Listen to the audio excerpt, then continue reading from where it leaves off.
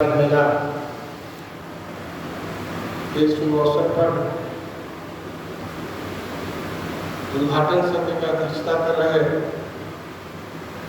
श्री मधुसूदन घाजी, माननीय उपाध्यक्ष स्थानीय प्रबंधन कार्य समिति। आप वास्तव में शिक्षा के क्षेत्र में महारत हासिल आपने किया है। जब आपसे बात होती है तो आनंद आता है, शिक्षा पर बात होती है। और इस कार्यक्रम यानी इस उद्घाटन सत्र के मुख्य अतिथि के रूप में विद्या भारती के पूंजी सूद ब्याज के रूप में उपस्थित हमारे पूर्व छात्र अभिषेक आनंद जी। आप बिहार साल की सरकार में ऐसे कालबद्ध जो प्रोन्नति होती है, मधुसूदन बाबू समझ रहे हैं और लोग समझ रहे हैं, कालबद्ध जो प्रोन्नति होती है उस दृष्टि से आप डिप्टी कलेक्टर हैं। भले ही दायित्व जो भी मिला है आप काम कर रहे हैं बिहार सरकार में, आप बीपीएससी में चयनित होकर काम कर रहे हैं। आप पर विद्या भारती गर्व कर रही है और आप इस कार्यक्रम आगे हमारे भैया लोग आपसे जरूर प्रेरणा ले रहे होंगे। अभिषेक जी को मैं बहुत करीब से देखा हूँ, गर्व से मैं विद्या में पढ़ाई लिखाई की, चाहे खेलकूद हो या प्रसमंच, सब में ये आगे रहते थे, बढ़ चढ़ के हिस्सा लेते थे और थोड़ा सा नटखट भी थे उस समय।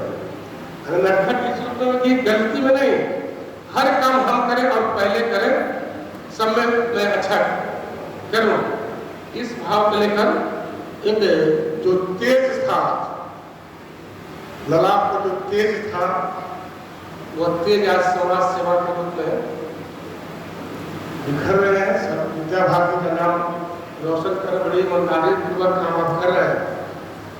आप जहाँ भी रहते हैं, जिस जिला में आपको सरकार भेजती है, आप विद्या भारती से जुड़े रहते हैं।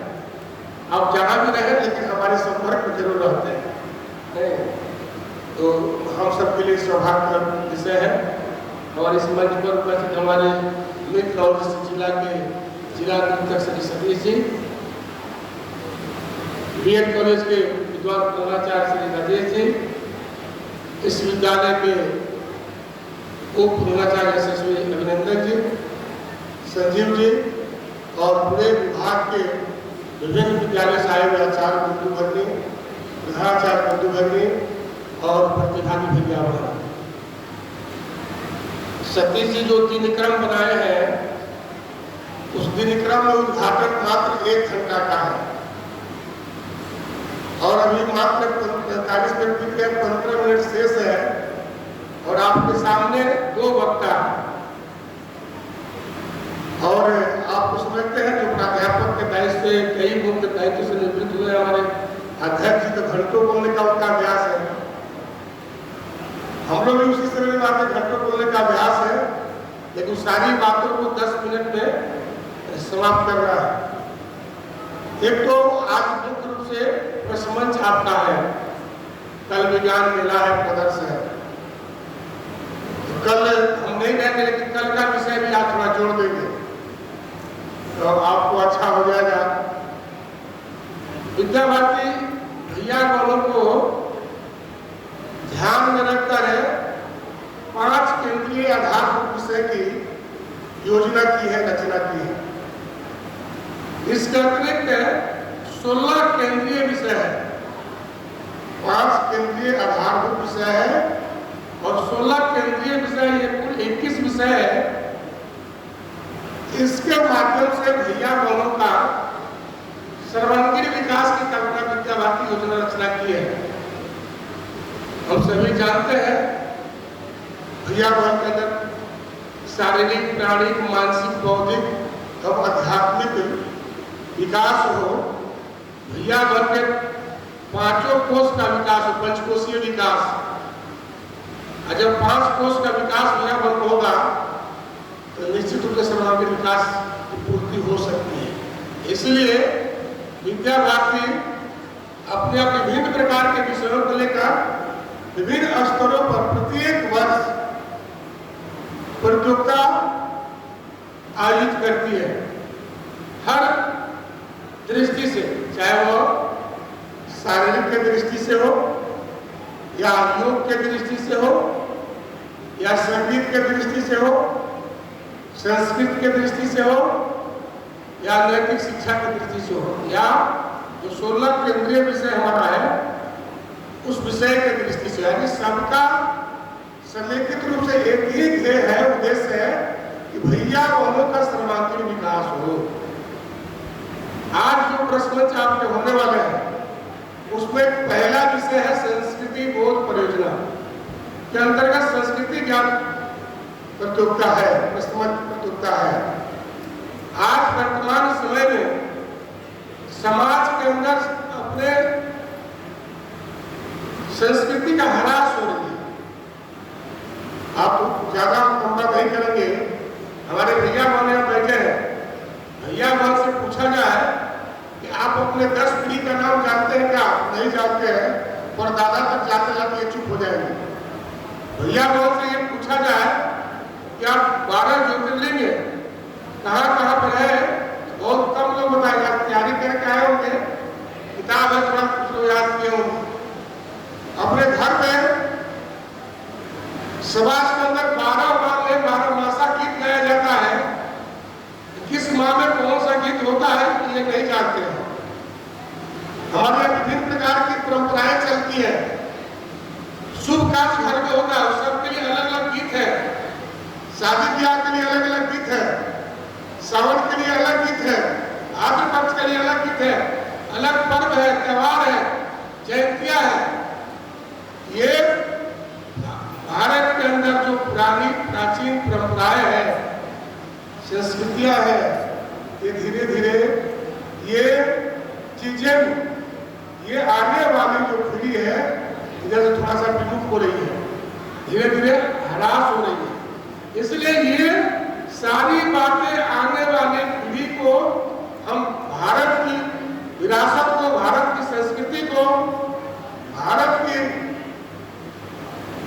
क्या कहते हैं इसको, धरोहर को, चाहे वो ऐतिहासिक हो चाहे धार्मिक हो, आने वाले पीढ़ी को बता सके, उनको समझा सके, उनको दे सके कि हमारी 21वीं सदी की जो पीढ़ी है वो अपने अतीत के बारे में जान सके।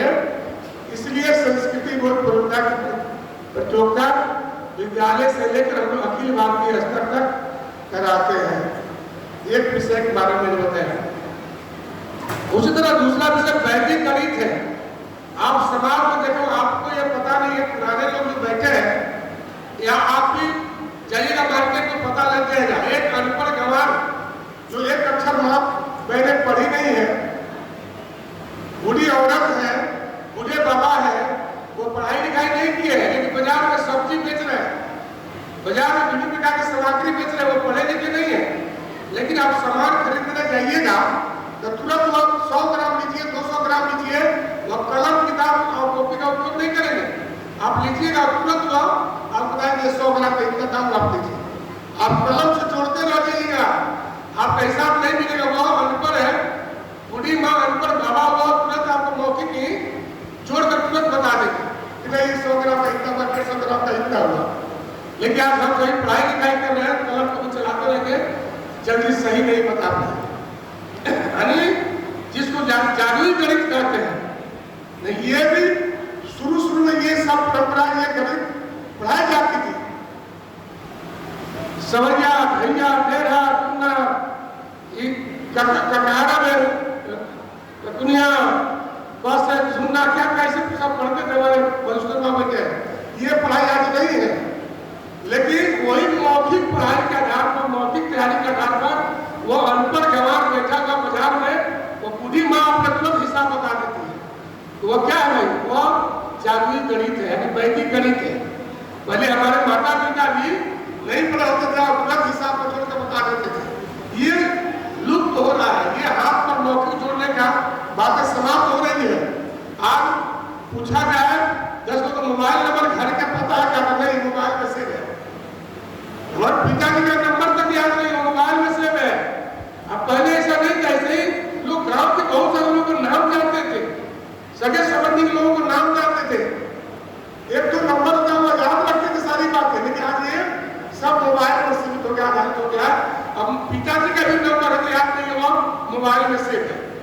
यानी ये जो परंपरा चल रही है, ये हम लोग कहीं केंद्रित हो रहे हैं, किसी विषय पर निर्भर हो रहा है, किसी वस्तु पर, उसको आपके सामने दिमाग मस्तिष्क को भरने के लिए आपके अंदर बिना कॉपी किताब के आप समाज के अपने हिसाब किताब कर सके, बता सके गणित के आधार पर, इसलिए मस्तिष्क को तेज कर सके, इसलिए वैदिक गणित में भी आपकी प्रतियोगिता होने वाली है। एक विज्ञान है, विज्ञान है यानी भैया बहनों के अंदर रचनात्मकता पैदा हो, भैया बहनों के अंदर वैज्ञानिक सोच की विकसित हो। हमारे भैया बहन बचपन से बाल वैज्ञानिक रूप में जो आते हैं, उनके अंदर वैज्ञानिक सोच के साथ सकारात्मक सोच भी हो, नई अनुसंधानिक दृष्टि उनकी बढ़े, इसलिए विद्या भारती विद्यालय से लेकर ये काम कर रही है।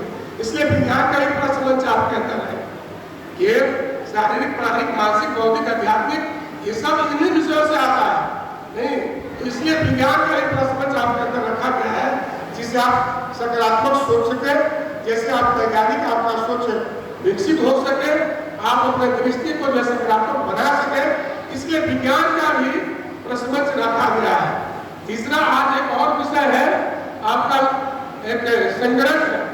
संगणक है आज वर्तमान युग में जो कंप्यूटर नहीं जानता है वो अनपढ़ जैसा महसूस करता है। आप देखिएगा आज समाज में है जो 20वीं सदी के लोग हैं या 21वीं सदी में जो पुराने लोग हैं जो अपना मोबाइल चलाना नहीं जानते, कंप्यूटर चलाना नहीं जानते हैं, वो अनपढ़ जैसा महसूस करता है। जो जानता है वो पढ़ा लिखा समझता है और बहुत सारा काम इस मोबाइल से कंप्यूटर से हो जाता है। यानी तकनीक शिक्षा समय की मांग है। ये आज AI आप देख रहे हैं, आप AI की आवश्यकता हो गई है, ये तकनीक शिक्षा की आवश्यकता हो गई है, इसलिए विद्या भारती इस विषय को भी अपने पाठ्यक्रम में समावेश किया है और इस दृष्टि से उसका भी आप तज्ञ बन सके, निपुण हो आप है, इसलिए इस विषय को भी शामिल किया है। इसमें एक विषय इसमें है संस्कृत प्रश्न, यानी संस्कृत क्या है? संस्कृत हमारी संस्कृति है, संस्कृति हमारी संस्कार है और संस्कार से ही संसार है। यानी सभी भाषाओं की माँ है संस्कृत और उसी संस्कृत से सभी भाषाएं निकली है। चाहे जो भी शिक्षा आप कंप्यूटर का प्राप्त करते हैं, जो भी शिक्षा धरती के अंदर धरती पर प्राप्त करते हैं, वो सारी शिक्षा संस्कृत से मिलती है। जो भी वेद शास्त्र आप श्रीमद् भागवत गीता पढ़ते हैं, सारे संस्कृत के अंदर लिखा हुआ है, उस संस्कृत से ही लिया गया। इसलिए कहा गया कि सभी भाषाएं, जो भी भाषाएं अपनी सभी भाषाओं की जननी संस्कृत है और संस्कृत से भारत की संस्कृति है और संस्कृति से संस्कार है और संस्कार से संसार है। इसलिए इस बात को बताना हमारे भैया बहन के अंदर बुद्धि का विकास हो, ज्ञान का विकास हो, इसलिए ये विषय मैंने शामिल किया है, विद्या भारती ने शामिल किया है। संस्कृत की प्रतियोगिता को कराते हैं। एक आपने 5-6 विषय की जो बात की, तो ये 6 विषय आज आप विभिन्न स्थानों पर बैठकर देंगे। आज सबके पीछे यही उद्देश्य है कि हमारे विद्यार्थी, हमारे भैया बहन सर्वगुण संपन्न बने, सर्वगुण संपन्न बने। होलिस्टिक डेवलपमेंट की जो कल्पना है वो सार्थक हो, उसकी पूर्ति हो, इसलिए विद्या भारती विद्यालय स्तर से लेकर अखिल भारतीय स्तर तक ये समय समय प्रति वर्ष यह कार्य कर रही है। निश्चित रूप से जो समय मिला है उस समय के अंदर मैं यही निवेदन करूँगा हमारे भैया मनोयोग से इस कार्य को करें, भाग लें और तैयारी करें और सर्वांगीण विकास आपका होगा कि समाज का भी होगा। इसलिए अपने शारीरिक, प्राणिक, मानसिक, बौद्धिक और आध्यात्मिक विकास को ध्यान में रखकर आप भाग लें, आप आगे बढ़े, सफल हो, आप सर्वगुण संपन्न बने, इतना आग्रह करते हुए सभी प्रतिभागी भैया बहन को शुभकामनाएं और बधाई।